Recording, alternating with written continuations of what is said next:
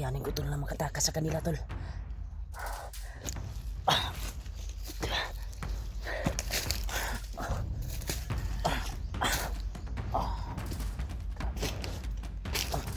Sakit ang dibdib ko. Okay.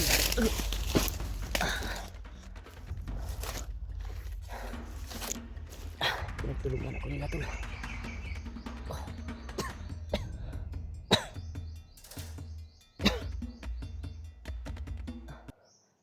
Grabe. Napakakuan talaga. Buti na nakalayo ako sa kanila at nakatakas. Ang kuan lang. Nakuha nila yung bandana ko. Iwan ko ba kung nakita nila? O nakuha dahil sa pagtakbo ko gabi tulay na bitawan ko. Dahil sa sobrang dami at niligtas ko yung sarili ko. Dahil pag kuwan ko sa kalaban tol ay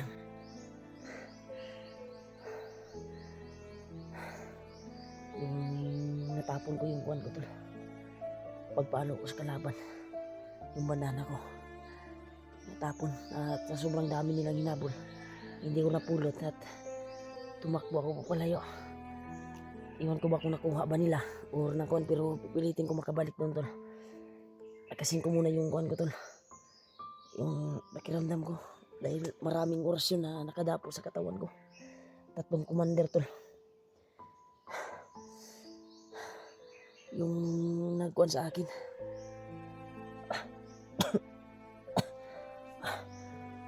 Dito ako nakapag-video tol at dito ako nakatakbo sa area na ito. Grabe. Yung bandana ko ay nag-alala ako tol kung meron pa ba doon. Ay sa pagpalo ko kasi madaming lumusob sa akin. Yun. Natapon ko yung buwan ko at tumakbo ako. Sa sobrang dami. Muntikan na ako pero yung buwan ko tol, iwan ko ba kung nakita nila yung buwan. Dahil yung bandana ko talaga nag-alala ako. Pero babalikan ko yun tol. Babalikan ko yun.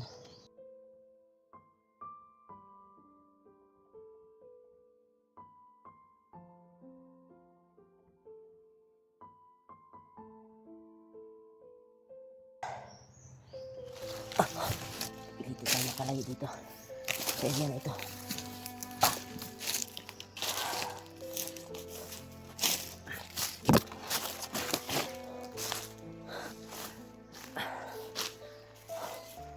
Sana mag-aakuan ako tol.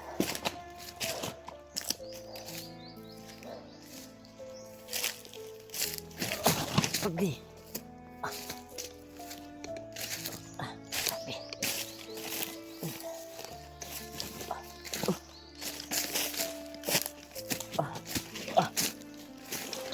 Okay.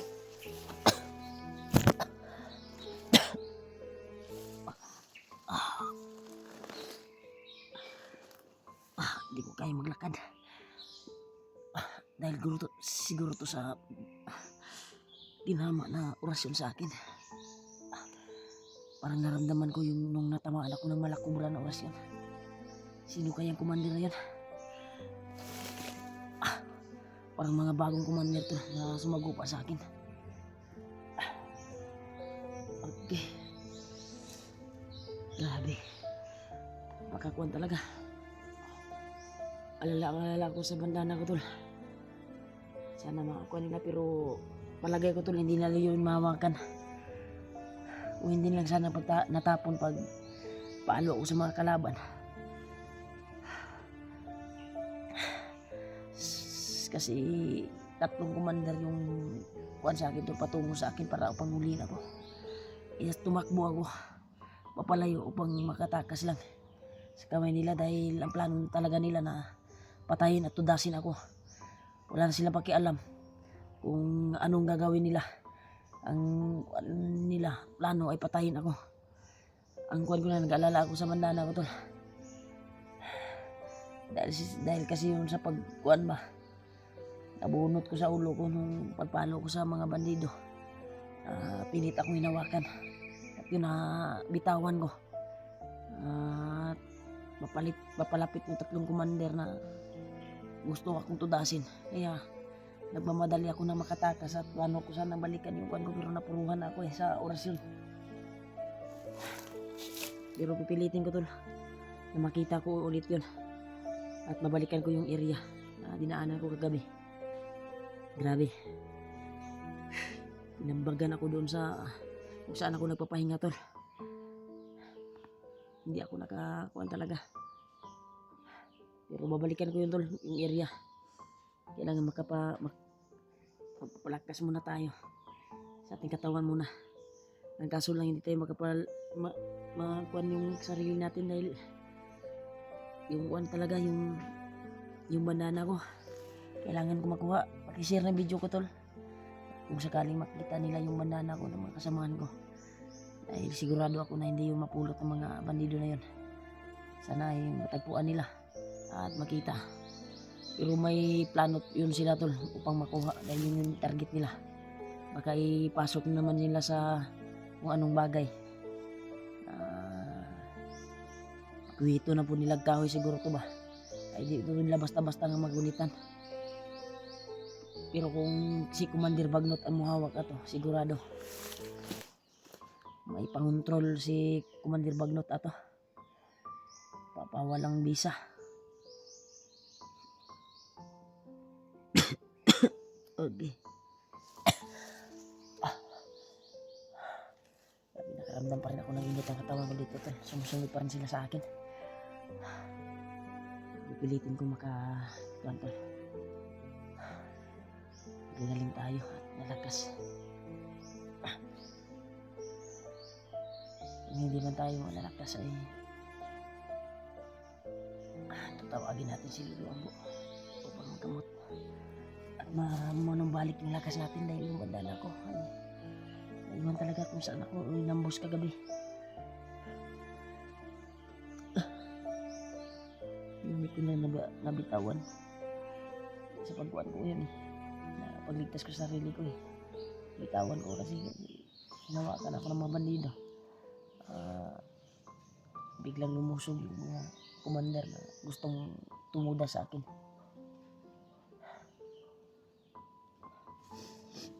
Buti na lang yung pagdurugo ng kuwan ko ay umilito na. Pero kakayanin ko tol. Balik siguro ako doon sa area kung saan ako nagpahinga kagabi. Dahil doon nangyari yung krimen tol. Yung paghuli nila sa akin at pagtudas. Yung bandana ko na iwan ko doon. Iwan ko ba kung napansin nila yun? Yung commander na yun na nagpansin ba nila yung bandana ko? Pero palagay ko tol, parang nakuhan na yun. Parang sa akin yung bandana talaga kasi nabitawan ko talaga ng pagpalo at pagligtas ko dahil hinawakan na kasi ako at may biglang lumusog ng mga commander. Yan tol, makita nila tol kung nakita man yun ng mga bandido na yung bandana ko. Baka makita ng mga kasamaan ko. Pag-ikuan tol, baka balutin naman nila yun ng kuwan pa upang madalhin nila sa commander. Okay. Grabe. Pilitin natin makalayo dito at makatakas. Dahil palagay ko sumusunod pa rin sila sa akin.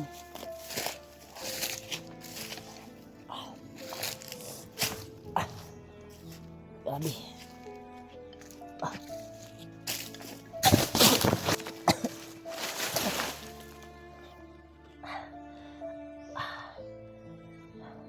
Parang may narinig tayong ingay. Dito muna tayo, nagtago muna tayo dito. Yun. Marami sila tol. Hinahanap pa rin tayo. Okay. Grabe tol. Katag-katag sila tol. Nagkakahiwalay-hiwalay sila. Ano talaga nila?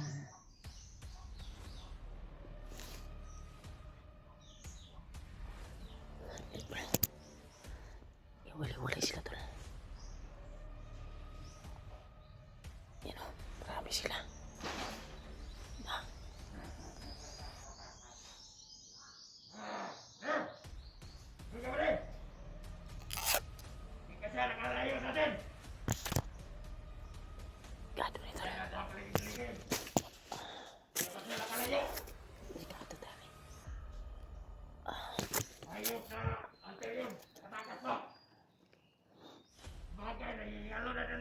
natin yun.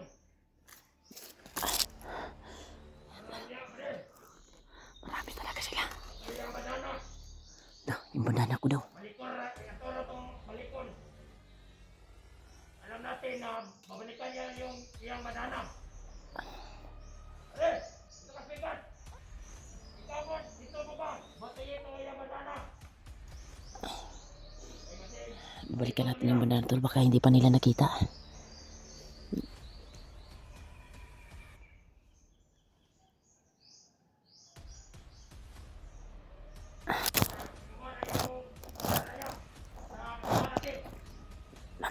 Diyos ko Lord. Sana hindi pa. Marami sila tol.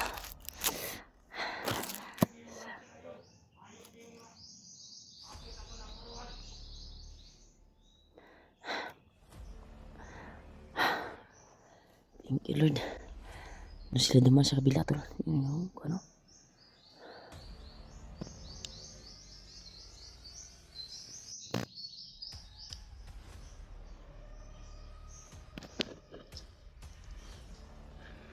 Sila.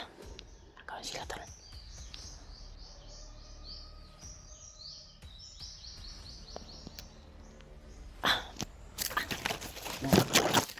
Babalikan na nila yung banana ko. Hindi pa na nila napulot. Dinantayan daw yun sa mga ibang kasama nila tol. Pagplanuhan nila yun kung paano nila mapulot yung banana ko. Pero mas maganda na makabalik tayo doon. Nagpapasalamat ako na parang unti-unting nawala yung sakit na naratamo sa katawan ko. Dahil may ginamit ako sa kuwan ko na Bertod upang magamot yung sarili ko. Try ko na wala yung bandana ko doon. Binanggit ko yung Bertod na binigay ni Lolo Ambo. Kuwan sa katawan, palakas. Wala lang sana yung mga commander na gustong pumatay sa akin. Hindi ko sana nabitawan yung kuwan. Kasi sa pagpalo ko yun, tinatapon sa kuwan at biglang gumusob yung mga commander. Kaya hindi ko nakuha kaagad. Dahil balak nila tudasin ako dahil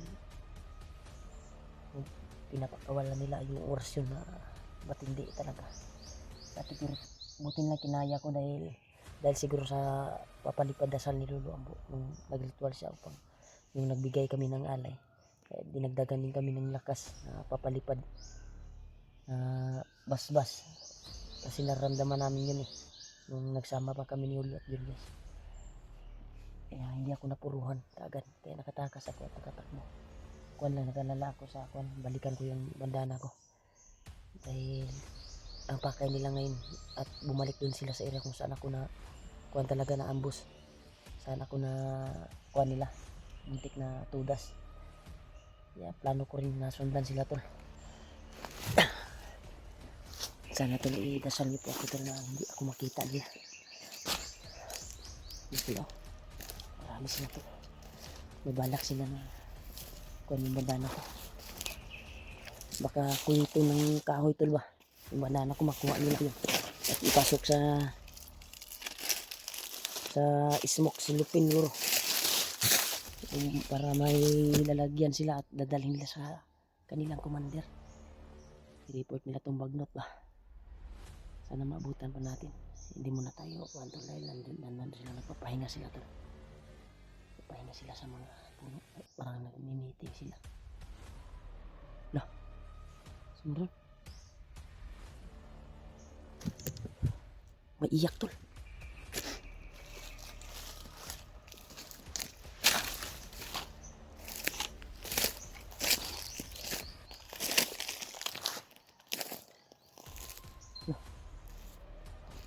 Iyak.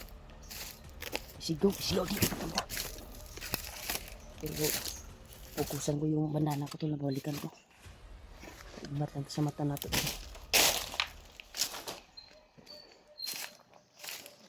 Dito siya din. Pero lumakan sila. Lumakan sila. Sundan natin siya tol. Sana hindi nila makuha yung banana ko. Sana maabutan ko pa doon kung saan ko nabitawan. share na video ko tol kung makuha man nila, pero hindi nila yun basta-basta na makuha gamit ang kamay.